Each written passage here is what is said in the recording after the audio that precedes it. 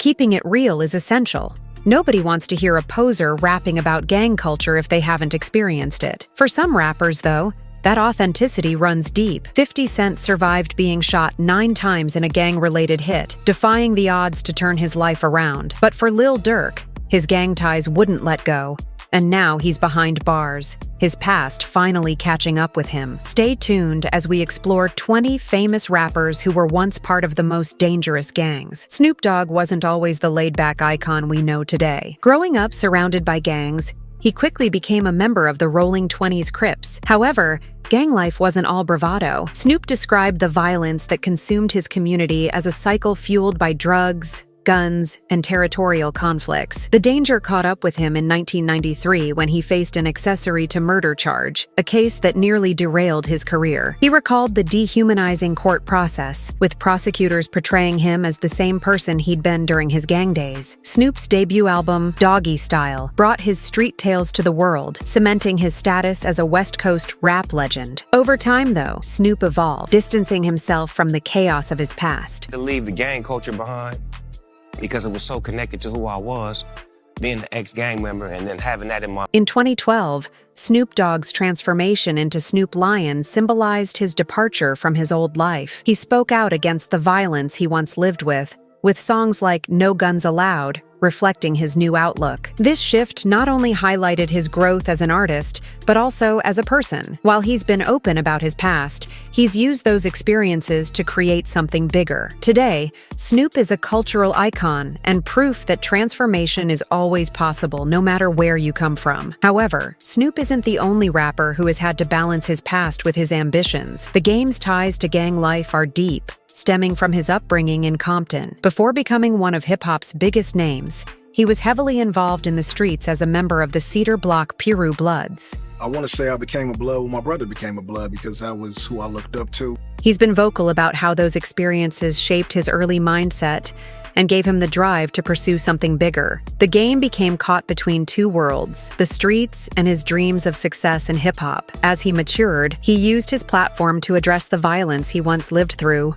From hosting peace talks between Bloods and Crips to urging unity in Los Angeles, he became a figure of change, calling for an end to the violence that plagued his past. His efforts to make peace in the streets show how chasing bigger dreams can clash with the life you come from. Before becoming a celebrated rapper, entrepreneur, and community leader, Nipsey Hussle was a member of the Rolling 60s Crips, one of LA's most notorious gangs. For Nipsey, the Rolling 60s were family, protection, and a way to survive. Yet even while involved in the streets, Nipsey's mind was always focused on something bigger. He wasn't content to be just another statistic. He had ambition and a vision that set him apart. His experiences in the gang world fueled his music, with tracks like Hustle in the House reflecting his roots, but also hinting at his desire to rise above it all. As his career took off, Nipsey wore his past like a badge of authenticity, proving he lived the life he rapped about. Even as he transitioned into an entrepreneur and activist, the system couldn't fully let go of him. To authorities, he was still a Rolling 60, no matter how much good he did for his community. Despite this, he flipped the narrative, using his platform to uplift South LA, creating businesses, providing opportunities, and preaching ownership to a community that had been systematically denied. Lil Wayne, known for his unapologetic swagger and lyrical genius, also has deep ties to the streets. Before the platinum plaques and iconic albums, Wayne was deeply connected to gang life. Growing up in the Holly Grove neighborhood of New Orleans, he became affiliated with the Bloods as a young man. Throughout his career, Wayne has embraced his affiliation, proudly throwing up gang signs, wearing the red bandana, and shouting out the Bloods in his tracks. He even went on record, claiming he was a gangbanger. For Wayne, representing the red flag was a way to stay connected to the streets, even as his fame grew. However, Wayne himself admitted that his understanding of gang life was shaped more by proximity than a deep-rooted lifestyle. In a 2009 documentary, he confessed that he wasn't from LA and didn't know much about the Bloods and Crips. He just knew it was dangerous. Despite this, his gang affiliation became a recurring theme in his music, helping solidify his image as a rapper who lived the life he rapped about. Sen's connection to the streets runs deep. Before fame,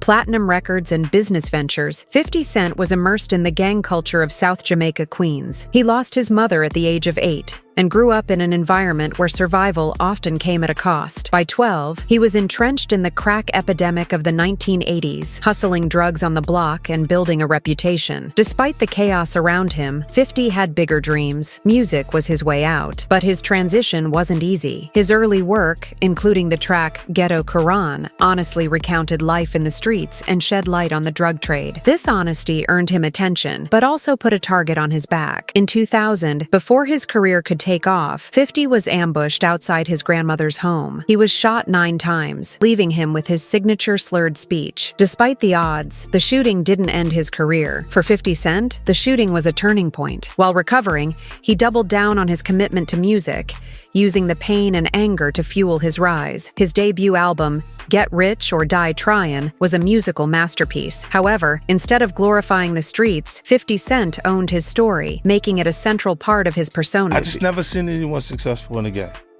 Ever. In the history of gangs, I haven't seen success. As his career skyrocketed, 50 Cent transitioned from the block to boardrooms, building an empire that extended far beyond rap.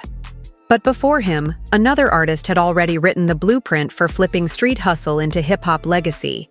Eazy-E, the godfather of gangsta rap, lived the streets of Compton in full color before becoming the face of NWA and a pioneer of West Coast hip-hop. By 23, he had made a name for himself as a drug dealer, saving over $250,000. But unlike most, he saw an exit strategy. Eazy flipped his street money into a legitimate business, founding Ruthless Records, a move that not only changed his life, but also shifted the course of hip-hop forever. Eazy truly embodied the gangsta rap lifestyle, cruising in real 64 Impalas, hustling to survive, and turning his experiences into anthems that resonated beyond Compton. What set him apart was his ability to blend street life with strategy. When the FBI sent a cease and desist letter for NWA's controversial track, Fuck the Police, Eazy saw it as an opportunity rather than a threat, using it to boost album sales and cement NWA's status as cultural icons. His persona, complete with jerry curls, lock sunglasses, and a mischievous grin, became the face of gangster rap and a movement that refused to be ignored. Decades later, another young hustler would rise from the struggles of his environment to carve out a name in Brooklyn's drill scene, Pop Smoke. Growing up in the gritty streets of Canarsie, Brooklyn, Pop Smoke wasn't handed much. His mother was Jamaican, his father Panamanian, and his upbringing was anything but easy. By the 8th grade, Pop was expelled for bringing a gun to school, a decision that set the tone for much of his teenage years. With house arrest, an ankle monitor, and limited freedom, his path seemed set. At 15, Pop showed promise outside the streets with a basketball scholarship to Philadelphia.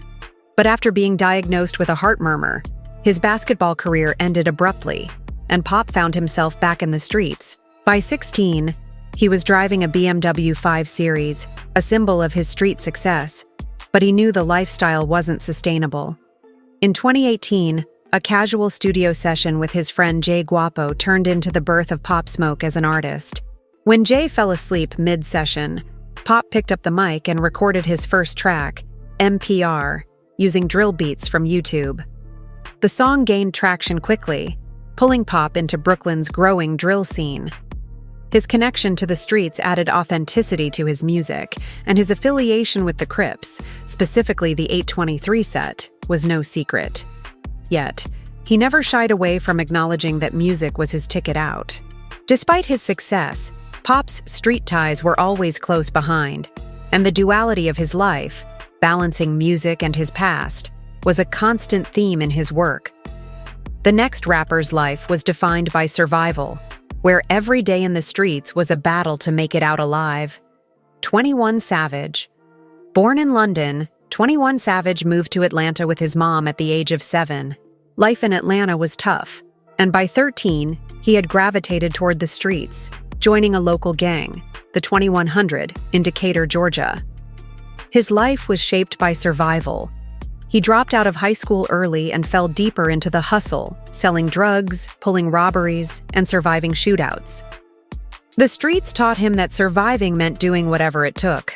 Opportunities for kids like 21 Savage were scarce, and his music later became an outlet to tell these stories.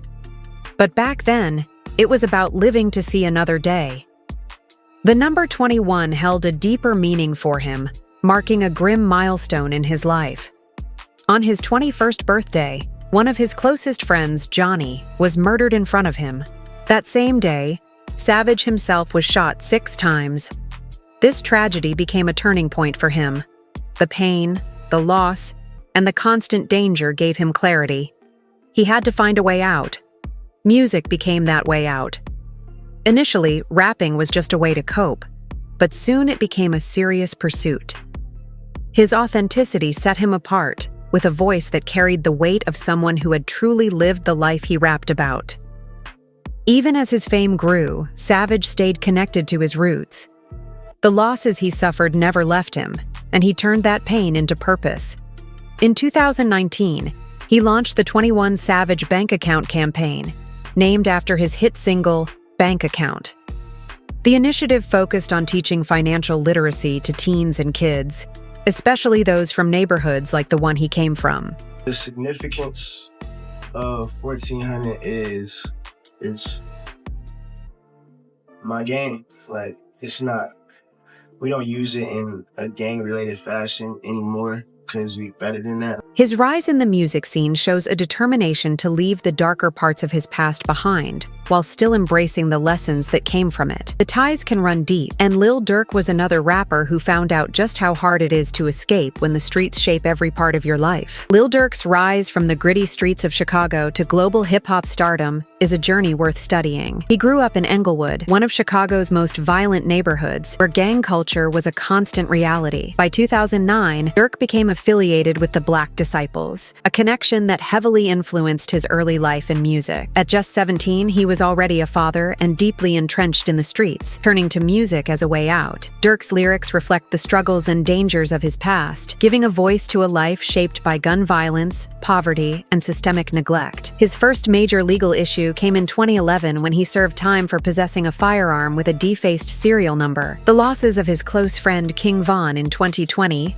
and his brother D Thang in 2021 showed him the consequences of the violent cycles surrounding him. As the controversies mounted, Durk began to reflect on the path he was walking. In recent years, Lil Durk has made significant changes to his life. And just like some of my Muslim friends, brothers, and just politicking with them and talking to them, and I just decided to just convert over. He embraced Islam, finding peace and purpose in his faith, which gave him the strength to distance himself from his gang ties. This next story is of another artist who turned his back on the streets with the help of those who believed in his potential and pushed him toward a different path. Lil Baby. Lil Baby grew up in the rough neighborhoods of Atlanta, and by his teenage years, he found himself caught up in a lifestyle of gangs, drugs, and crime. Despite his potential in school, he decided to drop out, diving headfirst into a life of hustling. By 16, Lil Baby's involvement with street life deepened, and at 18, he violated his probation and faced 2 years in prison. While incarcerated, Lil Baby began reflecting on his life and decisions. When he was released in 2016, he was determined to make something of himself. His friends saw potential in him beyond the streets and urged him to try rapping, with Young Thug even paying for Lil Baby's first studio session. Although he was initially hesitant, Lil Baby soon discovered a passion for music. Today, Lil Baby has completely distanced himself from the gang life that once defined him. His success in music allowed him to leave the streets behind, focusing instead on his craft and his family. He often speaks about his past as a lesson, showing others that it's possible to break free from a cycle of crime and violence. Birdman's story is that of a man who turned his street hustle into a blueprint for building an empire, proving that survival skills from the block can translate to the boardroom. Birdman came up in the Magnolia Projects of New Orleans and was tied to the Bloods gang, a connection that ran deep long before fame and money came into play. The Magnolia Projects were unforgiving, and Birdman moved accordingly, aligning himself with people who understood the same harsh realities. But as Birdman grew older, the stakes changed. He began to see a way out of the cycle that had trapped so many people around him. The music business became his escape route, and he took everything he learned from the streets and applied it to building his empire. He brought the same loyalty and structure to Cash Money Records that he learned as part of the game, creating a foundation that helped launch some of the biggest names in hip-hop. As much as the streets influenced his early business moves, Birdman started distancing himself from that world. The same survival instinct that kept him alive in the projects now pushed him toward something bigger, something lasting. By the time Birdman was fully entrenched in the music industry, he made the decision to leave the gang life behind. He moved from hustling on the corners to building one of the most successful record labels in the world, proving that his past didn't define his future. Today, he is far removed from the gang life that once surrounded him. He still carries the lessons of that time, but has clearly left that world behind. Moving on to this next rapper, Young Thug showed what happens when the line between a label and a lifestyle is blurred. Tied to YSL, a crew prosecutors claimed was a branch of the Bloods, Young Thug grew up surrounded by the codes of street life. The gang ties ran deep, and allegations over the years painted him as more than just an observer. Some claimed he was a leader. From his lyrics to his lifestyle, the streets in his past loomed over him, with authorities linking YSL to crimes like assaults, drug trafficking, and even murder. Whether in his music or in the streets, Thug's early life was entangled with the raw reality of Atlanta's gang culture. But music became his escape. What started as raw, unfiltered stories from the trenches evolved into an outlet that allowed him to rise above. Over time, Young Thug left the streets behind, pouring all his energy into YSL as a label instead of a lifestyle. He flipped the narrative, turning his past into a platform for success and giving others from his world a shot at something bigger. For the next artist, loyalty to his crew came with a heavy price, one that redefined his future: Bobby Shmurda. From a young age, the pull of the streets was strong, and Bobby Shmurda found himself deep in the mix with his crew, GS9. It wasn't just a rap collective, it was a tight-knit gang born out of their neighborhood struggles and survival tactics. He'd been arrested before he was even a teenager, already on the radar of law enforcement, who linked him to his crew's activities. While the world danced to his shmoney dance, Bobby's street ties eventually caught up with him, showing how difficult it can be to escape the hold of the streets once you're deeply involved. Bobby Shmurda's breakout hit painted vivid pictures of street life, too vivid for the NYPD, who used his lyrics to bolster a larger narrative against him and his crew.